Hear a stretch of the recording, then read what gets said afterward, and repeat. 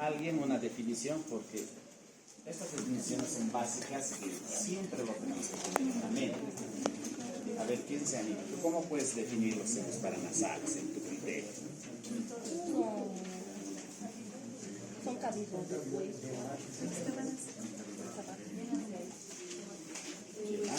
Son cavidades neumáticas que nos ayudan a regular la presión del...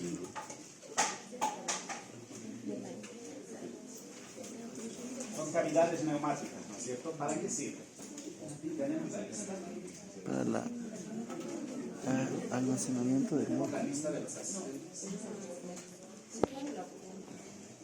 Porque estos son básicos y cualquiera tiene que saber en su propia terminología lo puede definir.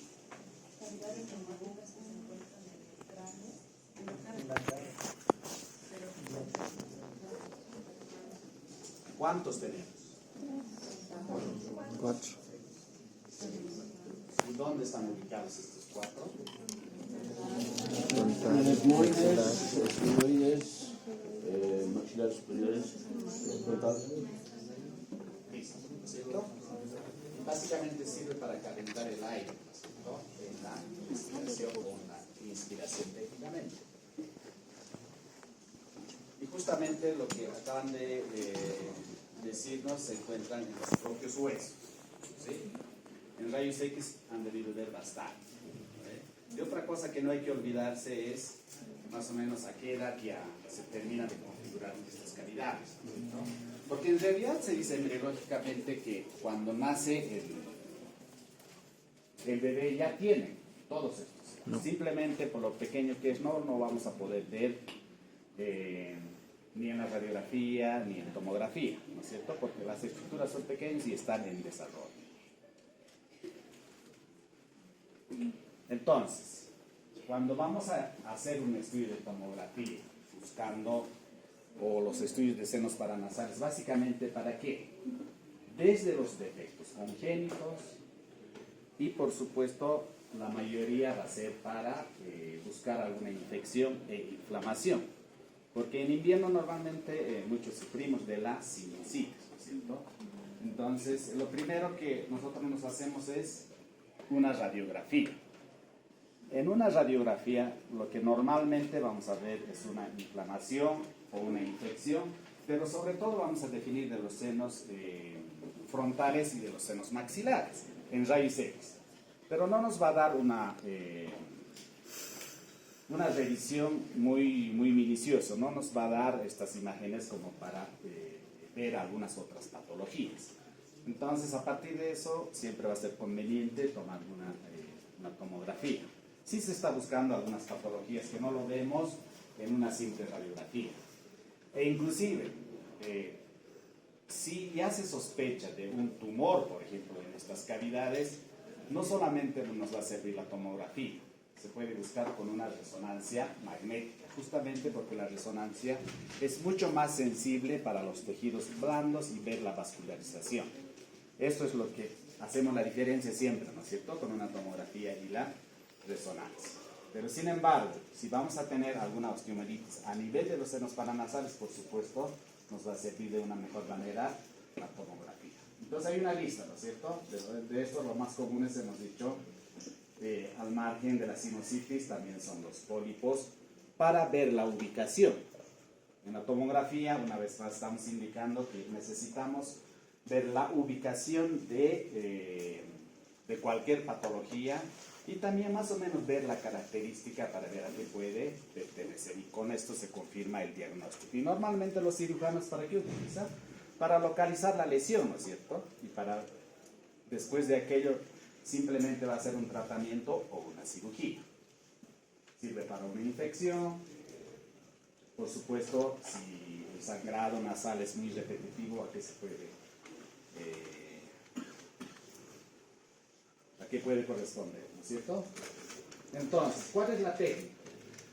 Cuando hacemos una tomografía de senos paranasales, no vamos a hacer una tomografía de todo el cráneo o de todo el cerebro, ¿no es cierto? Entonces, estas imágenes es el survey, obviamente hacemos una imagen grande. Una vez que tenemos una imagen apilateral, que es el survey en tomografía, Solamente vamos a localizar las estructuras que necesitamos. Desde el borde superior de los senos frontales, obviamente incluimos el mentón, del borde posterior de la oreja. Entonces nos aseguramos que incluir todas las 4 cavidades de los senos paranasales para tomar la imagen.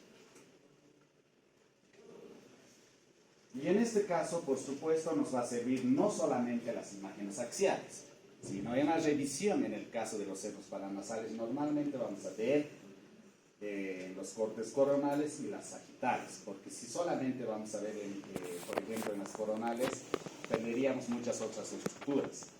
Si vemos un corte coronal superficial, no vamos a ver, por ejemplo, lo que son las cavidades a nivel de los esfenoides, ¿no es cierto? Entonces, nos vamos a acostumbrar a ver en senos paranasales siempre las 3 vistas. Entonces, en la anatomía normal, ¿qué vamos a ver en los senos frontales? Aquí está el corte axial, el corte coronal y el corte sagital. Hemos dicho, todos los 4 senos paranasales pertenecen al hueso, que lo denominamos. En este caso, en el hueso frontal, vamos a ver las 2 cavidades de los senos frontales, que normalmente va a tener esta división. Siempre va a tener un tabique a nivel de estos senos. Y los límites, ¿qué va a ser? La parte anterior, que es, o también se puede llamar la parte superior, mientras tanto el paciente, o sea, si tomamos en cuenta que el paciente tomamos siempre en decúbito dorsal en el caso de la tomografía, que era lo mismo, la misma posición en raíz X, ¿no es cierto? Entonces la parte superior o anterior sería la región supraciliar y la parte posterior, que es el lóbulo frontal interno, ¿cierto? Solamente eso prácticamente a nivel en esta vista. Y aquí igualmente estamos observando el tabique que separa ambos senos frontales, y en la vista sagital igualmente estamos viendo la parte de los senos frontales. En este caso son imágenes normales, entonces aquí no estamos viendo ninguna densidad al margen de aire. No hay una densidad distinta. Entonces, estos son senos frontales normales. Las paredes no representan nada absolutamente. Estamos viendo solamente el tejido óseo, y las 3 imágenes corresponden a ventana ósea, que en esta ventana nosotros podemos evaluar todo el contenido, en este caso de los senos justamente, ¿no? Que es aire, aire y aire. Entonces, cuando nosotros veamos una patología, por supuesto debemos verificar las paredes de los senos y qué puede haber dentro de este contenido. Eso con relación a los senos frontales. En los senos maxilares lo mismo, ¿cierto? Corte axial, corte coronal, corte sagital. Estamos viendo en su mayor extensión lo que son los senos maxilares, y pertenece, como su nombre indica, al hueso maxilar. La parte anterior, ¿en qué vista podemos verificar la parte anterior de los senos maxilares? ¿En qué vista? Axial. Coronal. Axial. Esto es la vista coronal. Axial. Axial y sagital. Entonces, en la vista coronal, por ejemplo, no podríamos evaluar la parte anterior, ¿no es cierto? Si queremos ver, exacto. Entonces, veríamos en la imagen sagital, ¿no es cierto? Esta parte se representaría la parte anterior, que corresponde a la fosa canina, y la fase posterior representa este lado, y la parte superior corresponde a la órbita, al piso de órbita, y la medial justamente sería la parte medial. No observaríamos acá, ¿no es cierto? Porque es un corte en uno de los senos, ya sea izquierda o derecha, y en el caso, para evaluar la parte medial, tendríamos que ver otro corte, en este caso el corte axial, donde están las fosas nasales, y esta parte medial justamente sería el nacio, ¿no es cierto? El hueso nasal. ¿Qué más podríamos ver acá? Y en la parte coronal, los cornetes, ¿no es cierto? Muchas veces, dependiendo del corte, si es anterior, medio o posterior, no vamos a ver los cornetes superiores. Aquí estamos viendo los medios y los cornetes inferiores, ¿no es cierto? Y justamente estamos viendo acá claramente los medios y los inferiores, que esta es la característica de los cornetes normales, porque en una variación anatómica puede haber algunas otras tipos de densidad imagenológica acá que va a corresponder a alguna variante. Entonces, eso con relación a los senos maxilares. Senos etmoidales. Es toda esta imagen medial que estamos viendo, ¿no es cierto? Puede tener hasta 8, 10, 12, hasta 14 celdillas que están llenos de aire. Igualmente no estamos viendo ninguna patología, todas estas imágenes son normales.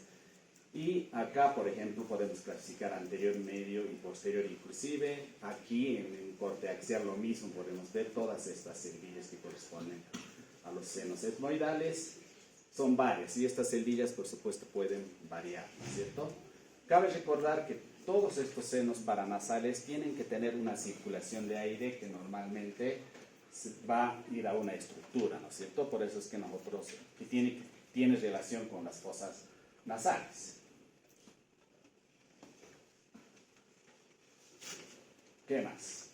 El esfenoides es la parte más posterior, ¿no es cierto? En la imagen sagital, acá lo mismo, es un corte posterior, estamos viendo estas cavidades, acá lo mismo, ¿no es cierto? Justamente está a nivel del hueso esfenoides, en el cuerpo del esfenoides mismo, ¿no es cierto? Y adelante está la parte de los senos etmoidales. Todas estas imágenes corresponden a una neumatización normal, no presenta ninguna otra imagen a nivel, por ejemplo, de las paredes, ¿no es cierto? Entonces vamos a ver algunas variantes anatómicas. Normalmente vamos a buscar, por ejemplo, la desviación de los cornetes medios. Puede haber las celdillas de Agernaci, celdillas de Onodi, que no necesariamente esto tiene que pertenecer a un seno paranasal estrictamente, sino en cualquiera de los senos paranasales podemos ver estas celdillas. Cuando hablamos de las celdillas, por supuesto, son cavidades neumáticas en una estructura que no debería presentar, pero sin embargo, al presentar en una cavidad puede ser una variante anatómica que no necesariamente va a ser una